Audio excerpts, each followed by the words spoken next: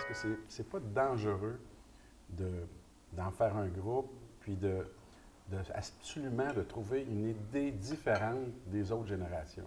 Est-ce que c'est pas de forcer à réfléchir pour créer vraiment une différence? Bien, la raison pourquoi on a créé le groupe, c'est qu'on était déjà convaincus qu'il y avait une différence. On ne l'aurait pas fait, puis on ne se serait pas donné tout ce trouble-là si on n'avait pas des choses à dire où est-ce que nous, on pense que les autres ne pensent pas. Les autres générations ne le pensent pas. Donc, sur la question de l'environnement, puis on en parlait un peu tantôt, on parle beaucoup d'environnement puis de sensibilisation au Québec, mais le fait est que le Québec ne performe pas très bien sur un point de vue comparé par rapport à d'autres pays européens, d'autres États d'Amérique du Nord. Exemple pour l'environnement. Bien, pour l'environnement, puis pourtant, c'est une priorité de la génération de la relève, on en parle tout le temps. On prend des initiatives et donc on se dit, nous, on veut un changement à ce niveau-là. Conciliation travail-famille, c'est un classique. Est-ce qu'on veut travailler un peu moins? Est-ce qu'on veut s'occuper plus de notre famille? Est-ce qu'on veut être... le vieillissement de la population.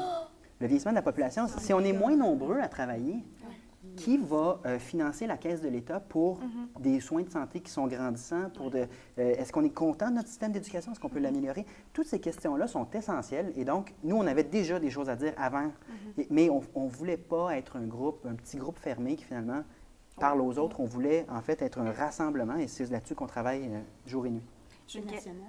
Oui, c'est tout le site Internet. En fait, tout le Canada peut y avoir accès. Oui, en fait, on a des trucs qui nous viennent de l'Afrique, des fois, l'Afrique francophone.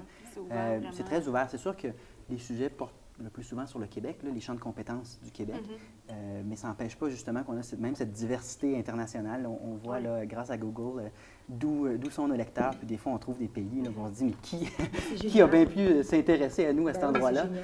Mais c'est le fun. Vraiment... Je reviens sur les grands enjeux. OK, environnement, tout ça, on en parlait un peu même avant l'entrevue. On disait que quand ça nous touche, exemple, une perte d'emploi, on agit.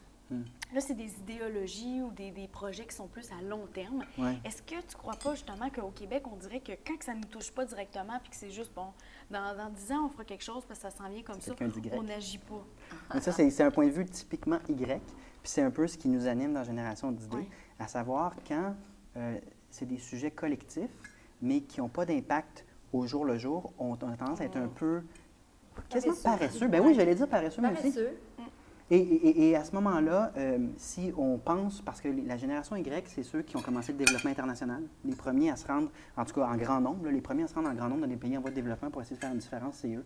Les ONG environnementales, à la relève est remplie de, ces organisations-là sont remplies de jeunes. Donc, tu as une génération qui veut bâtir.